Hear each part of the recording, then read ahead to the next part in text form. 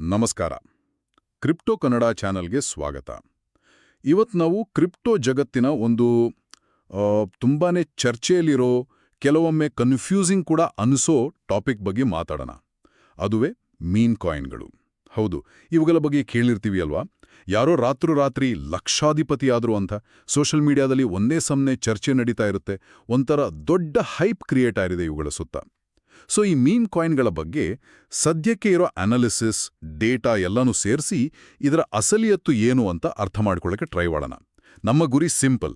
ಮೀಮ್ ಕಾಯಿನ್ಗಳು ಅಂದ್ರೆ ಎಕ್ಸಾಕ್ಟ್ಲಿ ಏನು, ಯಾಕೆ ಮಾಡಿದ್ರು ಇವುಗಳನ್ನ, ಇಷ್ಟು ಬೇಗ ಪಾಪ್ಯುಲರ್ ಆಗೋಕೆ ಕಾರಣ ಏನು, ಮತ್ತೆ ಮುಖ್ಯವಾಗಿ ಇದರಲ್ಲೂ ದುಡ್ಡು ಹಾಕೋ ಮುಂಚೆ ತಿಳ್ಕೊಳ್ಳೇಬೇಕಾದ ರಿಸ್ಕ್ಗಳೇನು. ಸರಿ, ಇದನ್ನ ಸ್ವಲ್ಪ ಬಿಡಿಸಿ ನೋಡೋಣ. ಮೊದಲನೇದಾಗಿ, ಈ ಮೀಮ್ ಕಾಯಿನ್ ಅನ್ನೋ ಹೆಸರೇ ಒಂಥರ ವಿಚಿತ್ರ ಅಲ್ವಾ? ಎಲ್ಲಿಂದ ಬಂತು ಇದು? ಇದರ ಮೂಲ ಉದ್ದೇಶವಾದ್ರೂ ಏನಿತ್ತು? ನಮ್ಮ ದೇಶದಲ್ಲಂತೂ ಫ್ರೆಂಡ್ ಹೇಳಿದ್ರು ಅಂತಲೋ, ಸಾವಿರಾರು ಪಟ್ಟು ಲಾಭ ಬಂತು ಅಂತ ಎಲ್ಲೋ ಕೇಳಿಯೋ ಎಷ್ಟೋ ಜನ ಕ್ರಿಪ್ಟೋಗೆ ಕಾಲಿಟ್ಟಿದ್ದೇ ಈ ಮೀಮ್ ಕಾಯಿನಿಂದ. ಇದರ ಹಿನ್ನೆಲೆ ಏನು? ನೀವ್ ಹೇಳಿದ್ದು ಕರೆಕ್ಟ್. ಮೀಮ್ ಕಾಯಿನ್ಗಳ ಮೂಲ ಅದು ತುಂಬಾನೇ ಬೇರೆ. ಇವು ಏನೋ ದೊಡ್ಡ ಆರ್ಥಿಕ ಬದಲಾವಣೆ ತರೋಕೆ ಅಥವಾ ಯಾವುದೋ ದೊಡ್ಡ ಟೆಕ್ನಾಲಜಿ ಪ್ರಾಬ್ಲಮ್ ಸಾಲ್ವ್ ಮಾಡಕ್ ಬಂದಿದ್ದಲ್ಲ. ಅವುಗಳ ಆರಂಭ ಶುದ್ಧವಾಗಿ, ಅಂದ್ರೆ ಪ್ಯೂರ್ಲಿ ಫಾರ್ ಫನ್, ಒಂದ್ ರೀತಿ ಶೋಕಿಗಾಗಿ ಅಂತಾನೆ ಹೇಳ್ಬೋದು. ಕ್ರಿಪ್ಟೋ ಬಗ್ಗೆ ಆಸಕ್ತಿ ಇರೋರು ಇದನ್ನ ಒಂದು ತಮಾಷೆ, ಒಂದು ಎಕ್ಸ್ಪೆರಿಮೆಂಟ್ ತರ ನೋಡಿದ್ರೆ ವಿನಾ ಸೀರಿಯಸ್ ಇನ್ವೆಸ್ಟ್ಮೆಂಟ್ ಅಂತ ಖಂಡಿತ ನೋಡಿರ್ಲಿಲ್ಲ. ಡೆಫಿನೇಷನ್ ಪ್ರಕಾರ ನೋಡೋದಾದ್ರೆ, ಇಂಟರ್ನೆಟ್ನಲ್ಲಿ ವೈರಲ್ ಆಗೋ ಮೀಮ್ಗಳು ಅಥವಾ ಏನಾದ್ರೂ ಟ್ರೆಂಡಿಂಗ್ ಟಾಪಿಕ್ ಇರುತ್ತಲ್ಲ, ಅದನ್ನ ಬೇಸ್ ಮಾಡ್ಕೊಂಡು ಕ್ರಿಯೇಟ್ ಮಾಡೋ ಡಿಜಿಟಲ್ ಕಾಯಿನ್ಸ್ ಇವು. ಇಲ್ಲಿ ಒಂದು ಮುಖ್ಯವಾದ ವ್ಯತ್ಯಾಸ ಇದೆ ನೋಡಿ. ಬಿಟ್ಕಾಯಿನ್ ತರಹದ ಮೇಜರ್ ಕ್ರಿಪ್ಟೋಗಳಿಗೆ ಒಂದು ಲಿಮಿಟೆಡ್ ಸಪ್ಲೈ ಇರುತ್ತೆ. ಉದಾಹರಣೆಗೆ ಬಿಟ್ಕಾಯಿನ್ ಒಟ್ಟು 21 ಮಿಲಿಯನ್ ಅಷ್ಟೇ. ಇದು ಅದರ ವ್ಯಾಲ್ಯೂಗೆ ಒಂದು ಬೇಸ್ ಕೊಡುತ್ತೆ. ಆದ್ರೆ ಮೀಮ್ ಕಾಯಿನ್ ಹಂಗಲ್ಲ. ಡೆವಲಪರ್ಗಳು ಆಕ್ಚುಲಿ ತುಂಬಾ ಸುಲಭವಾಗಿ ಕೆಲವೇ ಗಂಟೆಗಳಲ್ಲಿ ಕೋಟಿಗಟ್ಲೆ, ಅಷ್ಟೇ ಯಾಕೆ ಟ್ರಿಲಿಯನ್ ಗಟ್ಲೆ ಕಾಯಿನ್ಗಳನ್ನ ಸೃಷ್ಟಿ ಮಾಡಬಹುದು. ಈಗಿರೋ ಬ್ಲಾಕ್ಚೈನ್ ಟೆಕ್ನಾಲಜಿ ಅಂದ್ರೆ ಎಥೀರಿಯಂ ಅಥವಾ ಸೊಲಾನಾ ತರಹದ ಪ್ಲಾಟ್ಫಾರ್ಮ್ಗಳ ಮೇಲೆ ಸ್ಟ್ಯಾಂಡರ್ಡ್ ಟೋಕನ್ ಫಾರ್ಮ್ಯಾಟ್ ಬಳಸಿ ಇದನ್ನ ಮಾಡೋದು ಟೆಕ್ನಿಕಲಿ ಈಸಿ, ಖರ್ಚು ಕೂಡ ಕಮ್ಮಿ.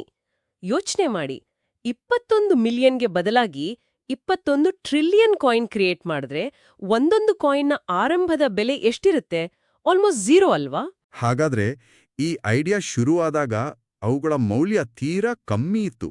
ಈ ವಿಷಯಕ್ಕೆ ಬಂದ್ರೆ ಬಹುಶಃ ಫಸ್ಟ್ ನೆನ್ಪಾಗೋದೇ ಡಾಜ್ ಕಾಯಿನ್. ಅದೇ ಅಲ್ವಾ ಫಸ್ಟ್ ಮೀಮ್ ಕಾಯಿನ್ಗಳಲ್ಲಿ ಒಂದು? ಅದರ ಸ್ಟೋರಿ ಏನು? ಖಂಡಿತ. Dogecoin perfect example. 2013ರಲ್ಲಿ ಆಗ ಫೇಮಸ್ ಆಗಿದ್ದ ಡೋಜ್ ಮೀಮ್ ಅಂದ್ರೆ ಆ ಶಿಬಾ ಇನು ನಾಯಿ ಚಿತ್ರ, ಅದನ್ನ ಬೇಸ್ ಮಾಡ್ಕೊಂಡು ಇದನ್ನ ಕ್ರಿಯೇಟ್ ಮಾಡಿದ್ರು. ಇದನ್ನ ಮಾಡಿದವರೇ ಹೇಳೋ ಹಾಗೆ ಬಿಟ್ಕಾಯಿನ್ಗೆ ಒಂದು ಫನ್ ಆಲ್ಟರ್ನೇಟಿವ್ ಇರ್ಲಿ ಅಂತ ಮಾಡಿದ್ರು ಅಷ್ಟೇ. ಅದಕ್ಕೆ ಯಾವುದೇ serious plan, road map, business model ಏನೂ ಇರ್ಲಿಲ್ಲ. ಜನ ಬರೀ ತಮಾಷೆಗೆ ಬಳಸ್ತಿದ್ರು. ಆರಂಭದಲ್ಲಿ ಲಕ್ಷಾಂತರ ಕೋಟ್ಯಾಂತರ ಡಾಜ್ ಕಾಯಿನ್ಗಳನ್ನ ಒಬ್ರಿಂದೊಬ್ಬರಿಗೆ ಕಳಿಸೋದು ಕಾಮನ್ ಆಗಿತ್ತು. ಯಾಕಂದ್ರೆ ಅದರ ವ್ಯಾಲ್ಯೂ ಅಷ್ಟು ಕಮ್ಮಿ ಇತ್ತು, ಬಹುಶಃ 1 ಪೈಸೆಗಿಂತಲೂ ಕಮ್ಮಿ. ಅದನ್ನ ಮುಖ್ಯವಾಗಿ ಹೇಗೆ ಅಂದ್ರೆ, ಹೊಸ ಕ್ರಿಪ್ಟೋ ವಾಲೆಟ್ ಟೆಸ್ಟ್ ಮಾಡಕ್ಕೆ ಸಣ್ಣ ಅಮೌಂಟ್ ಕಳಿಸೋದು, ಆನ್ಲೈನ್ ಫೋರಂಗಳಲ್ಲಿ ಒಳ್ಳೆ ಪೋಸ್ಟ್ ಹಾಕಿದ್ರೆ ಟಿಪ್ಸ್ ಕೊಡೋದು, ಅಥವಾ ಫ್ರೆಂಡ್ಸ್ ಗ್ರೂಪ್ನಲ್ಲಿ ಏನಾದ್ರೂ ಚಿಕ್ಕ ಫಂಕ್ಷನ್ ಇದ್ರೆ ಈ ಪಾರ್ಟಿಗೆ ಬರ್ಬೇಕಾದ್ರೆ 1 ಮಿಲಿಯನ್ ಡಾಜ್ ಕಾಯಿನ್ ಕಳಿಸು ಅಂತ ತಮಾಷೆಗೆ ಹೇಳೋದು. ಈ ರೀತಿ ಬಳಕೆ ಆಗ್ತಿತ್ತು. ಒಂಥರ ಡಿಜಿಟಲ್ ಕಮ್ಯುನಿಟಿಯ ಆಟದ ತರಹ. ಇಲ್ಲಿಂದ ಕಥೆ ಇಂಟ್ರೆಸ್ಟಿಂಗ್ ಆಗುತ್ತೆ. ಜಸ್ಟ್ ಫನ್ ಅಂತ, ಸೀರಿಯಸ್ ಉದ್ದೇಶನೇ ಇಲ್ದೇ ಶುರುವಾದ ಒಂದು ಡಿಜಿಟಲ್ ಕಾಯಿನ್ ಗ್ಲೋಬಲ್ ಲೆವೆಲ್ನಲ್ಲಿ ಕೋಟ್ಯಾಂತರ ರೂಪಾಯಿ ಮಾರ್ಕೆಟ್ ವ್ಯಾಲ್ಯೂಗೆ ಹೋಗುವಷ್ಟು ದೊಡ್ಡ ಸ್ಪೆಕ್ಯುಲೇಟಿವ್ ಅಸೆಟ್ ಆಗಿದ್ದು ಹೇಗೆ? ಜನ ಇದರಲ್ಲಿ ತಮ್ಮ ಕಷ್ಟದ ದುಡ್ಡನ್ನ ಹಾಕುವಷ್ಟು ಮಟ್ಟಿಗೆ ಬೆಳೆದಿದ್ದು ಹೇಗೆ? ಇದರ ಹಿಂದೆ ಇರೋ ಸೈಕಾಲಜಿ ಏನು? ಮಾರ್ಕೆಟ್ ಡೈನಾಮಿಕ್ಸ್ ಏನು? ಹೌದು, ಇದು ಬಹಳ ಇಂಪಾರ್ಟೆಂಟ್ ಪಾಯಿಂಟ್. ಇಲ್ಲಿ 2 ಮುಖ್ಯ ಫ್ಯಾಕ್ಟರ್ಸ್ ಕೆಲಸ ಮಾಡಿದ್ವು. ಒಂದು, ಕ್ರಿಪ್ಟೋದಲ್ಲಿ ಆಲ್ರೆಡಿ ಆಕ್ಟಿವ್ ಇದ್ದ ಕೆಲವರು ಈ ಮೀಮ್ ಕಾಯಿನ್ಗಳಲ್ಲಿ ಒಂದು ಆಪರ್ಚುನಿಟಿ ನೋಡಿದ್ರು. ಅದುವೇ ಪಂಪ್ ಅಂಡ್ ಡಂಪ್. ಈ ಟೆಕ್ನಿಕ್ನಲ್ಲಿ ಒಂದು ಗ್ರೂಪ್ ಅಥವಾ ಕೆಲವೇ ಜನ ಮೊದಲು ತುಂಬಾನೇ ಕಮ್ಮಿ ಬೆಲೆಗೆ ದೊಡ್ಡ ಕ್ವಾಂಟಿಟಿ ಮೀಮ್ ಕಾಯಿನ್ ತಗೊಳ್ತಾರೆ. ಆಮೇಲೆ social media, Twitter, Reddit, Telegram groups ಮತ್ತೆ ಕೆಲವೊಮ್ಮೆ ಇನ್ಫ್ಲೂಯೆನ್ಸರ್ಸ್ ಮೂಲಕ ಆ ಕಾಯಿನ್ ಬಗ್ಗೆ ಸಿಕ್ಕಾಪಟ್ಟೆ ಹೈಪ್ ಕ್ರಿಯೇಟ್ ಮಾಡ್ತಾರೆ. ಇದೇ ನೆಕ್ಸ್ಟ್ ಬಿಟ್ ಕಾಯಿನ್ 100x 1000x ಆಗತ್ತೆ, ಮಿಸ್ ಮಾಡ್ಕೋಬೇಡಿ ಅಂತ ಮೆಸೇಜ್ ಹರಡಿಸ್ತಾರೆ. ಈ ಆರ್ಟಿಫಿಷಿಯಲ್ ಹೈಪ್ ನೋಡಿ ಹೊಸ ಇನ್ವೆಸ್ಟರ್ಸ್, ವಿಶೇಷವಾಗಿ ಬೇಗ ದುಡ್ಡು ಮಾಡಬೇಕು ಅನ್ನೋ ಆಸೆ ಇರೋರು ಅಟ್ರಾಕ್ಟ್ ಆಗಿ ಬೈ ಮಾಡಕ್ ಶುರು ಮಾಡ್ತಾರೆ. ಇದ್ರಿಂದ ಡಿಮಾಂಡ್ ಜಾಸ್ತಿಯಾಗಿ ಬೆಲೆ ಕೃತಕವಾಗಿ ಏರುತ್ತೆ. ಇದೇ ಪಂಪ್. ಒಮ್ಮೆ ಬೆಲೆ ಚೆನ್ನಾಗೇರಿದ್ಮೇಲೆ ಮೊದಲು ಕೊಂಡ್ಕೊಂಡಿದ್ದ ಗ್ರೂಪ್ ತಮ್ಮ ಹತ್ರ ಇದ್ದ ದೊಡ್ಡ ಪ್ರಮಾಣದ ಕಾಯಿನ್ಗಳನ್ನ ಮಾರ್ಕೆಟ್ನಲ್ಲಿ ಸೇಲ್ ಮಾಡಕ್ಕೆ ಅಂದ್ರೆ ಡಂಪ್ ಮಾಡಕ್ಕೆ ಶುರು ಮಾಡ್ತಾರೆ. ಈ ದೊಡ್ಡ ಸೇಲ್ನಿಂದ ಸಪ್ಲೈ ಜಾಸ್ತಿಯಾಗಿ ಬೆಲೆ ಸಡನ್ ಆಗಿ ಬೀಳುತ್ತೆ.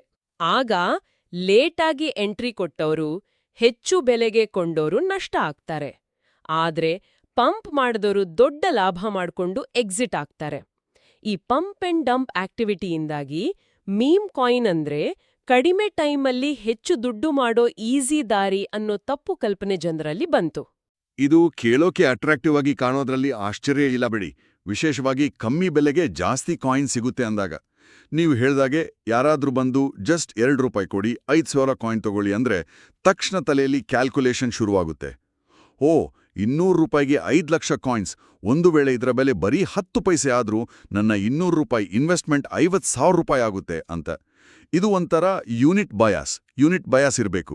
ಅಂದ್ರೆ ಒಂದೇ ವ್ಯಾಲ್ಯೂ ಇದ್ರೂ ಒಂದು ದೊಡ್ಡ ವಸ್ತುವಿನ ಸಣ್ಣ ಭಾಗ ಹೊಂದುವುದಕ್ಕಿಂತ ಒಂದು ಪೂರ್ತಿ ವಸ್ತು ಅಂದ್ರೆ ಇಲ್ಲಿ ಜಾಸ್ತಿ ಸಂಖ್ಯೆಯ ಕಾಯಿನ್ ಹೊಂದುವುದಕ್ಕೆ ಜನ ಹೆಚ್ಚು ಇಷ್ಟಪಡ್ತಾರೆ. ಎಕ್ಸಾಕ್ಟ್ಲಿ ಇದೇ ಸೈಕಾಲಜಿನ ಮೀಮ್ ಕಾಯಿನ್ ಪ್ರಮೋಟರ್ಸ್ ಬಳಸ್ಕೊಳ್ಳೋದು. ಆ ಇನ್ವೆಸ್ಟರ್ ₹200 ಅನ್ನೋ ಸಣ್ಣ ಅಮೌಂಟ್ ಬಗ್ಗೆ ಯೋಚನೆ ಮಾಡೋದಕ್ಕಿಂತ ನನ್ನತ್ರ 5 ಲಕ್ಷ ಕಾಯಿನ್ ಇದೆ ಅನ್ನೋ ಫೀಲಿಂಗ್ ಮೇಲೆ ಜಾಸ್ತಿ ಫೋಕಸ್ ಮಾಡ್ತಾನೆ. ಈ ದೊಡ್ಡ ನಂಬರ್ನ ಭ್ರಮೆಯಲ್ಲಿ ಇನ್ವೆಸ್ಟ್ಮೆಂಟ್ನ ನಿಜವಾದ ವ್ಯಾಲ್ಯೂ ಏನು, ಅದರ ಹಿಂದೆ ಟೆಕ್ನಾಲಜಿ ಏನಿದೆ, ಉದ್ದೇಶ ಏನಿದೆ, ಅದಕ್ಕಿಂತ ಮುಖ್ಯವಾಗಿ ಅದರಲ್ಲಿರೋ ರಿಸ್ಕ್ ಎಷ್ಟು ದೊಡ್ಡದು ಅನ್ನೋದನ್ನ ಮರ್ತ್ಬಿಡ್ತಾರೆ. ಇದು ಬರೀ ನಂಬರ್ ಗೇಮ್ ಅಲ್ಲ, ನಾನು ಬೇಗ ಶ್ರೀಮಂತ ಆಗ್ಬೇಕು ಅನ್ನೋ ಆಸೆಯ ಒಂದು ರಿಫ್ಲೆಕ್ಷನ್. ಲಾಟ್ರಿ ಟಿಕೆಟ್ ತಗೊಳ್ಳೋ ಮೆಂಟಾಲಿಟಿಗೆ ತುಂಬಾ ಹತ್ರ ಇದು. ಇದ್ರ ಜೊತೆಗೆ ಫೋಮೋ ಅಂದ್ರೆ ನಾನು ಈ ಅವಕಾಶ ಕಳ್ಕೊಳ್ತಿದ್ದೀನಿ ಅನ್ನೋ ಭಯ ಕೂಡ ಸೇರ್ಕೊಳ್ಳುತ್ತೆ. ಬಿಟ್ಕಾಯಿನ್, ಎಥೀರಿಯಂ ಬೆಲೆ ಆಲ್ರೆಡಿ ತುಂಬಾ ಜಾಸ್ತಿ ಇರೋದ್ರಿಂದ ಹೊಸಬರಿಗೆ ಅಥವಾ ಸಣ್ಣ ಹೂಡಿಕೆದಾರರಿಗೆ ಅದನ್ನ ಜಾಸ್ತಿ ತಗೊಳೋಕ್ ಆಗಲ್ಲ. ಅವರು ಬಿಟ್ಕಾಯಿನ್ನ ಶುರುವಾತಿನ ಅವಕಾಶ ಹೋಯ್ತು, ಈಗ ಈ ಹೊಸ ಮೀಮ್ ಕಾಯಿನ್ನಲ್ಲಿ ಚಾನ್ಸ್ ಇದೆ ಅಂತ ಅನ್ಕೊಳ್ತಾರೆ. ಸೋಷಿಯಲ್ ಮೀಡಿಯಾದಲ್ಲಿ ಬೇರೆಯವರೆಲ್ಲ ಇದು ರಾಕೆಟ್ ತರ ಹೋಗ್ತಿದೆ ಅಂತ ಪೋಸ್ಟ್ ಹಾಕಿದಾಗ ಈ ಫೋಮೋ ಇನ್ನಷ್ಟು ಜಾಸ್ತಿ ಆಗುತ್ತೆ. ಹೌದು, ಕೆಲವು ಡೇಟಾ ನೋಡಿದ್ರೆ ಕ್ರಿಪ್ಟೋ ಮಾರ್ಕೆಟ್ನಲ್ಲಿರೋ ಬಹುತೇಕ ಜನ ಬಹುಶಃ 90% ಅಂತನೂ ಹೇಳ್ತಾರೆ ಅವರು ಸಣ್ಣ ಹೂಡಿಕೆದಾರರು. ಅವರಿಗೆ ಈಗ ಒಂದು ₹5,000ಗೆ 0.001 ಬಿಟ್ಕಾಯಿನ್ ತಗೊಳ್ಳೋದ್ಕಿಂತ ಅದೇ 5,000ಕ್ಕೆ 1 ಕೋಟಿ ಮೀಮ್ ಕಾಯಿನ್ ಸಿಗುತ್ತೆ ಅಂದ್ರೆ ಅದು ಮೆಂಟಲಿ ಹೆಚ್ಚು ಸ್ಯಾಟಿಸ್ಫೈಯಿಂಗ್ ಅನ್ಸುತ್ತೆ. ನಾನು ಕೋಟ್ಯಾಂತರ ಕಾಯಿನ್ ಓನರ್ ಅನ್ನೋ ಫೀಲ್ ಬರುತ್ತೆ. ಆ ಕಾಯಿನ್ಗಳ ರಿಯಲ್ ವ್ಯಾಲ್ಯೂ ಆಲ್ಮೋಸ್ಟ್ 0 ಇದ್ರೂ ಸಹ. ಇಲ್ಲಿ ಇನ್ನೊಂದು ಇಂಟ್ರೆಸ್ಟಿಂಗ್ ವಿಷಯ ಇದೆ ನೋಡಿ. ಈ ಹೂಡಿಕೆದಾರರ ಸೈಕಾಲಜಿ, ಅವರ ಆಸೆಗಳು, ಭಯಗಳು, ಇದೆಲ್ಲದರ ಬಗ್ಗೆ ಮೀಮ್ ಕಾಯಿನ್ ಕ್ರಿಯೇಟ್ ಮಾಡೋರಿಗೆ, ವಿಶೇಷವಾಗಿ ಕೆಟ್ಟ ಉದ್ದೇಶ ಇರೋರಿಗೆ ಚೆನ್ನಾಗ್ ಗೊತ್ತಿರುತ್ತೆ. ನಾನ್ ಮೊದಲೇ ಹೇಳ್ದ ಹಾಗೆ ಡಾಜ್ ಕಾಯಿನ್ ಅಂತಹ ಒಂದೆರಡು ಹಳೆ ಮೀಮ್ ಕಾಯಿನ್ಗಳು ನಿಜವಾಗ್ಲೂ ಫನ್ಗಾಗಿ ಒಂದು ಕಮ್ಯುನಿಟಿ ಸ್ಪಿರಿಟ್ ಇಂದ ಬಂದಿರಬಹುದು. ಆದ್ರೆ ಅವುಗಳ ಸಕ್ಸಸ್ ಮತ್ತು ಪಾಪ್ಯುಲಾರಿಟಿ ನೋಡಿದ್ಮೇಲೆ ಮಾರ್ಕೆಟ್ಗೆ ಬಂದಿರೋ ಹೆಚ್ಚಿನ ಹೊಸ ಮೀಮ್ ಕಾಯಿನ್ಗಳು ಫಂಡಮೆಂಟಲಿ ಪಾನ್ಜಿ ಅಥವಾ ಪಿರಮಿಡ್ ಸ್ಕೀಮ್ಗಳ ತರ ಕೆಲಸ ಮಾಡೋಕೆ ಡಿಸೈನ್ ಆಗಿರ್ತವೆ. ಪಾನ್ಜಿ ಅಥವಾ ಪಿರಮಿಡ್ ಸ್ಕೀಮ್ ಅಂದ್ರೆ ಹೇಗೆ? ಈ ಕಾಂಟೆಕ್ಸ್ಟ್ನಲ್ಲಿ ಅದು ಹೇಗೆ ವರ್ಕ್ ಆಗುತ್ತೆ? ನಾರ್ಮಲ್ ಮಾರ್ಕೆಟ್ ಫ್ಲಕ್ಚುಯೇಷನ್ಗಿಂತ ಇದು ಹೇಗೆ ಬೇರೆ? ಒಳ್ಳೆ ಪ್ರಶ್ನೆ. ನಾರ್ಮಲ್ ಮಾರ್ಕೆಟ್ನಲ್ಲಿ ಬೆಲೆ ಏರಿಳಿತ ಆಗೋಕೆ demand, supply, company performance, economy condition ಹೀಗೆ ಹಲವು ಕಾರಣಗಳಿರ್ತವೆ. ಆದ್ರೆ ಪಾನ್ಜಿ ಪಿರಮಿಡ್ ಸ್ಕೀಮ್ಗಳು ಪೂರ್ತಿಯಾಗಿ ಹೊಸಬ್ರಿಂದ ಬರೋ ದುಡ್ಡಿನ ಮೇಲೇನೆ ನಿಂತಿರ್ತವೆ. ಮೀಮ್ ಕಾಯಿನ್ ಕೇಸ್ನಲ್ಲಿ ಡೆವಲಪರ್ಗಳು ಅಥವಾ ಶುರುವಿನ ಕೆಲವೇ ಇನ್ಸೈಡರ್ಗಳು ಕಾಯಿನ್ಗಳನ್ನ ಆಲ್ಮೋಸ್ಟ್ ಫ್ರೀ ಆಗಿ ಅಥವಾ ತುಂಬಾನೇ ಕಮ್ಮಿ ಬೆಲೆಗೆ ಪಡ್ಕೊಂಡಿರ್ತಾರೆ. ಕೆಲವೊಮ್ಮೆ ಟೋಟಲ್ ಸಪ್ಲೈನ ದೊಡ್ಡ ಪರ್ಸೆಂಟೇಜ್ ಅವರ ಹತ್ರನೇ ಇರುತ್ತೆ. ಆಮೇಲೆ ಅವರು ಪಂಪ್ ಟೆಕ್ನಿಕ್ ಬಳಸಿ ಪ್ರಚಾರ ಮಾಡಿ ಹೊಸ ಹೂಡಿಕೆದಾರರನ್ನ ತರ್ತಾರೆ. ಈ ಹೊಸಬ್ರು ಸ್ವಲ್ಪ ಜಾಸ್ತಿ ಬೆಲೆಗೆ ತಗೊಳ್ತಾರೆ. ಅವರಿಂದ ಬಂದೋ ದುಡ್ಡನ್ನ ಬಳಸಿ ಸ್ವಲ್ಪ ಮಟ್ಟಿಗೆ ಮೊದಲು ಬಂದವರಿಗೆ ಲಾಭ ತೋರಿಸ್ತಾರೆ ಅಥವಾ ಬೆಲೆ ಏರೋ ಥರ ಮಾಡ್ತಾರೆ. ಈ ಲಾಭ ನೋಡಿ ಅಥವಾ ಬೆಲೆ ಏರ್ತಾ ಇರೋದನ್ನ ನೋಡಿ ಇನ್ನೂ ಜಾಸ್ತಿ ಜನ ದುಡ್ಡು ಹಾಕ್ತಾರೆ. ಪ್ರತಿ ಸ್ಟೆಪ್ನಲ್ಲೂ ಹೊಸದಾಗಿ ಬರೋರು ಹಳೆಯವರಿಗಿಂತ ಹೆಚ್ಚು ಬೆಲೆ ಕೊಡಬೇಕಾಗತ್ತೆ. ಈ ಸಿಸ್ಟಮ್ ನಡಿಬೇಕು ಅಂದ್ರೆ ಕಂಟಿನ್ಯೂಸ್ ಆಗಿ ಹೊಸ ಇನ್ವೆಸ್ಟರ್ಸ್, ಹೊಸ ದುಡ್ಡು ಬರ್ತಾನೇ ಇರಬೇಕು. ಅಲ್ಲಿ ಯಾವಾಗ ಹೊಸಬರ ಫ್ಲೋ ಕಮ್ಮಿ ಆಗುತ್ತೋ ಅಥವಾ ಮೊದಲು ಬಂದವರ ಡೆವಲಪರ್ಗಳು ತಮ್ಮ ಲಾಭವನ್ನ ಕ್ಯಾಶ್ ಮಾಡ್ಕೊಳ್ಳೋಕೆ ದೊಡ್ಡ ಕ್ವಾಂಟಿಟಿಯಲ್ಲಿ ಕಾಯಿನ್ ಸೇಲ್ ಮಾಡೋಕೆ ಶುರು ಮಾಡ್ತಾರೋ ಆಗ ಈ ಇಡೀ ಸ್ಟ್ರಕ್ಚರ್ ಕುಸ್ತು ಬೀಳುತ್ತೆ, ಬೆಲೆ ಪಾತಾಳಕ್ಕೆ ಹೋಗುತ್ತೆ. ಯಾರು ಕೊನೆಗೆ ಅತಿ ಹೆಚ್ಚು ಬೆಲೆಗೆ ಕೊಂಡಿರ್ತಾರೋ ಅವರ ಕೈಲಿ ವ್ಯಾಲ್ಯೂ ಇಲ್ಲದ ಕಾಯಿನ್ಗಳು ಮಾತ್ರ ಉಳಿಯುತ್ತೆ. ಬೇಸಿಕಲಿ ಇದು ಆಮೇಲೆ ಬಂದವರ ದುಡ್ಡನ್ನ ತಗೊಂಡು ಮೊದಲು ಬಂದವರಿಗೆ ಕೊಡೋ ಸಿಸ್ಟಮ್. ಇದು ಸಸ್ಟೈನಬಲ್ ಅಲ್ಲ, ಫೈನಲಿ ಕೊಲ್ಯಾಪ್ಸ್ ಆಗ್ಲೇಬೇಕು. ಇದು ಕೇಳೋಕೆ ಸ್ವಲ್ಪ ಭಯಾನಕ ಅನಿಸುತ್ತೆ. ಹಾಗಾದ್ರೆ ಹೆಚ್ಚಿನ ಮೀಮ್ ಕಾಯಿನ್ಗಳಿಗೆ ಯಾವುದೇ ನಿಜವಾದ ಅಂದ್ರೆ ರಿಯಲ್ ಇಂಟ್ರಿನ್ಸಿಕ್ ವ್ಯಾಲ್ಯೂ ಇಲ್ವಾ? ಅವುಗಳ ಬೆಲೆ ಬರೀ ಜನರ ನಂಬಿಕೆ, ಹೈಪ್ ಮತ್ತೆ ಹೊಸಬ್ರು ಬರ್ತಾರೆ ಅನ್ನೋ ನಿರೀಕ್ಷೆ ಮೇಲೆ ನಿಂತಿದ್ಯಾ? ಹೌದು, ಬಹುತೇಕ ಮೀಮ್ ಕಾಯಿನ್ಗಳ ರಿಯಾಲಿಟಿ ಅದೇ. ಇಲ್ಲಿ ನಾವು ಯೂಟಿಲಿಟಿ ಮತ್ತೆ ಅಂಡರ್ಲೈಯಿಂಗ್ ವ್ಯಾಲ್ಯೂ ಅನ್ನೋ ಕಾನ್ಸೆಪ್ಟ್ ಅರ್ಥ ಮಾಡ್ಕೋಬೇಕು. ಬೇರೆ ಸೀರಿಯಸ್ ಕ್ರಿಪ್ಟೋ ಪ್ರಾಜೆಕ್ಟ್ಗಳು ಸಾಮಾನ್ಯವಾಗಿ ಯಾವುದೋ ಒಂದು ಪ್ರಾಬ್ಲಮ್ ಸಾಲ್ವ್ ಮಾಡೋಕೆ, ಉದಾಹರಣೆ ಇಂಟರ್ನ್ಯಾಷನಲ್ ಮನಿ ಟ್ರಾನ್ಸ್ಫರ್ ಫಾಸ್ಟ್ ಮಾಡೋದು ಅಥವಾ ಒಂದು ಹೊಸ ಟೆಕ್ನಾಲಜಿ, ಉದಾಹರಣೆ ಸ್ಮಾರ್ಟ್ ಕಾಂಟ್ರಾಕ್ಟ್ಸ್, ಡಿಫೈ ತರೋಕೆ ಪ್ರಯತ್ನ ಪಡ್ತಿರ್ತವೆ. ಆ ಪ್ರಾಜೆಕ್ಟ್ನ ಸಕ್ಸೆಸ್, ಅದರ ಟೆಕ್ನಾಲಜಿ, ಅದನ್ನ ಬಳಸೋರ ಸಂಖ್ಯೆ ಎಲ್ಲ ಆ ಕಾಯಿನ್ಗೆ ಒಂದು ರೀತಿ ಯುಟಿಲಿಟಿ ಮತ್ತೆ ಅಂಡರ್ಲೈಯಿಂಗ್ ವ್ಯಾಲ್ಯೂ ಕೊಡುತ್ತೆ. ಆದ್ರೆ ಮೀಮ್ ಕಾಯಿನ್ಗಳಿಗೆ ಸಾಮಾನ್ಯವಾಗಿ ಈ ಥರದ ಯಾವುದೇ ಸ್ಪಷ್ಟ ಉದ್ದೇಶ ಅಥವಾ ರಿಯಲ್ ಯೂಸ್ ಇರೋದಿಲ್ಲ. ಅವುಗಳ ವ್ಯಾಲ್ಯೂ ಪೂರ್ತಿಯಾಗಿ social media trends, influencers, tweets ಮತ್ತೆ ಕಮ್ಯುನಿಟಿ ಹೈಪ್, ಕೆಲವೊಮ್ಮೆ ಆರ್ಟಿಫಿಷಿಯಲಿ ಕ್ರಿಯೇಟ್ ಮಾಡಿದ್ದು ಮೇಲೆ ಡಿಪೆಂಡ್ ಆಗಿರುತ್ತೆ. ಅವುಗಳ ಹಿಂದೆ ಯಾವುದೇ ಸ್ಟ್ರಾಂಗ್ ಟೆಕ್ನಾಲಜಿ, ಬಿಸ್ನೆಸ್ ಮಾಡೆಲ್ ಅಥವಾ ರೆವೆನ್ಯೂ ಸೋರ್ಸ್ ಇರಲ್ಲ. ಹಾಗಾಗಿ ಅವುಗಳ ಬೆಲೆಗಳು ಎಕ್ಸ್ಟ್ರೀಮ್ಲಿ ವಾಲಟೈಲ್, ಅಂದ್ರೆ ತುಂಬಾ ಅಸ್ಥಿರ ಮತ್ತೆ ಕ್ರ್ಯಾಶ್ ಆಗೋ ರಿಸ್ಕ್ ಬಹಳ ಜಾಸ್ತಿ. ಹಾಗಾದ್ರೆ ಇದರ ಒಟ್ಟಾರೆ ಅರ್ಥ ಏನು? ಇವತ್ತಿನ ಚರ್ಚೆಯನ್ನ ಸಮರೈಸ್ ಮಾಡಿದ್ರೆ ಬರೀ ತಮಾಷೆಗೆ ಒಂದು ಇಂಟರ್ನೆಟ್ ಜೋಕಾಗಿ ಶುರುವಾದ ಮೀಮ್ ಕಾಯಿನ್ಗಳು ಇವತ್ತು ಅನ್ಫಾರ್ಚುನೇಟ್ಲಿ ತುಂಬಾ ಜನರ, ವಿಶೇಷವಾಗಿ ಕ್ರಿಪ್ಟೋಗೆ ಹೊಸಬರಾದ, ಅನುಭವ ಕಮ್ಮಿ ಇರೋ ಸಣ್ಣ ಹೂಡಿಕೆದಾರರ ಫೈನಾನ್ಷಿಯಲ್ ಲಾಸ್ಗೆ ಕಾರಣವಾಗೋ ಒಂದು ಮೇಜರ್ ಟೂಲ್ ಆಗಿದೆ ಅಂತ ಹೇಳ್ಬೋದಾ? ಹೌದು, ಲಭ್ಯ ಇರೋ ಮಾಹಿತಿ ಮತ್ತೆ ನಡೆದ ಘಟನೆಗಳನ್ನ ನೋಡಿದ್ರೆ ಇದು ಸ್ವಲ್ಪ ಕಠಿಣ ಅನಿಸಿದ್ರೂ ಸತ್ಯವಾದ ಮಾತು. ಅಂದ್ರೆ ಈಗಿನ ಸ್ಥಿತಿಯಲ್ಲಿ ಹೆಚ್ಚಿನ ಮೀಮ್ ಕಾಯಿನ್ಗಳು ಜನರ ದುಡ್ಡನ್ನ ಲಾಸ್ ಮಾಡಿಸೋ ದೊಡ್ಡ ಸಾಧನಗಳಾಗಿವೆ. ಪಂಪ್ ಆ್ಯಂಡ್ ಡಂಪ್ ಸ್ಕೀಮ್ಗಳು, ಪಾನ್ಸಿ ಪಿರಮಿಡ್ ಸ್ಟ್ರಕ್ಚರ್ಗಳು ಮತ್ತೆ ರಿಯಲ್ ಬೇಸಿಸ್ ಇಲ್ಲದ ಪ್ರೈಸ್ ಮೂವ್ಮೆಂಟ್ಸ್ ಇದೆಲ್ಲ ಸೇರಿ ಈ ಕ್ಲಾಸ್ ಆಫ್ ಆಸೆಟ್ಸ್ ಅಲ್ಲಿ ಇನ್ವೆಸ್ಟ್ ಮಾಡೋದು ಎಕ್ಸ್ಟ್ರೀಮ್ಲಿ ರಿಸ್ಕಿಯಾಗಿದೆ. ಯಾವುದೇ ಗಟ್ಟಿ ಬೇಸಿಲ್ಲದೆ ಬರೀ ಒಂದು ಟ್ವೀಟ್ನಿಂದ ಅಥವಾ ಒಂದು ರೆಡಿಟ್ ಪೋಸ್ಟ್ನಿಂದ ಬೆಲೆ ಆಕಾಶಕ್ಕೆ ಹೋಗ್ಬೋದು. ಅಷ್ಟೇ ಬೇಗ ಯಾವುದೇ ಕಾರಣ ಇಲ್ಲದೆ ಪಾತಾಳಕ್ಕೂ ಬೀಳ್ಬೋದು. ಸೈ, ಹಾಗಾದ್ರೆ ಇವತ್ತಿನ ನಮ್ಮ ಡಿಸ್ಕಷನ್ನಿಂದ ಗೊತ್ತಾದ ಮೇನ್ ಪಾಯಿಂಟ್ಸ್ ಕ್ವಿಕ್ಕಾಗಿ ರೀಕ್ಯಾಪ್ ಮಾಡೋದಾದ್ರೆ, 1. ಮೀಮ್ ಕಾಯಿನ್ಗಳು ಮೂಲತಃ ಸೀರಿಯಸ್ ಉದ್ದೇಶ ಇಲ್ಲದೆ ಫನ್ ಮತ್ತೆ ಇಂಟರ್ನೆಟ್ ಕಲ್ಚರ್ನ ಭಾಗವಾಗಿ ಶುರುವಾದವು. 2. ಅವುಗಳ ಪಾಪ್ಯುಲಾರಿಟಿಗೆ ಕಾರಣ ತುಂಬಾ ಕಮ್ಮಿ ಬೆಲೆ, ಜಾಸ್ತಿ ಕಾಯಿನ್ ಸಿಗೋದು, ಬೇಗ ಶ್ರೀಮಂತ ಆಗೋ ಆಸೆ ಫೋಮೋ ಮತ್ತೆ ಸೋಷಿಯಲ್ ಮೀಡಿಯಾ ಹೈಪ್. 3. ಆದರೆ ಇವುಗಳ ವ್ಯಾಲ್ಯೂ ಪೂರ್ತಿಯಾಗಿ ಸ್ಪೆಕ್ಯುಲೇಷನ್ ಮೇಲೆ ನಿಂತಿದೆ. ಸಾಮಾನ್ಯವಾಗಿ ಯಾವುದೇ ರಿಯಲ್ ಯೂಸ್ ಅಥವಾ ಅಂಡರ್ಲೈಯಿಂಗ್ ವ್ಯಾಲ್ಯೂ ಇರಲ್ಲ. 4. ಪಂಪ್ ಆ್ಯಂಡ್ ಡಂಪ್ ಮತ್ತು ಪಾನ್ಸಿ ಪಿರಮಿಡ್ ತರಹದ ಫ್ರಾಡ್ ಸ್ಕೀಮ್ಗಳಿಗೆ ಇವು ಸುಲಭವಾಗಿ ಬಳಕೆಯಾಗುತ್ತವೆ.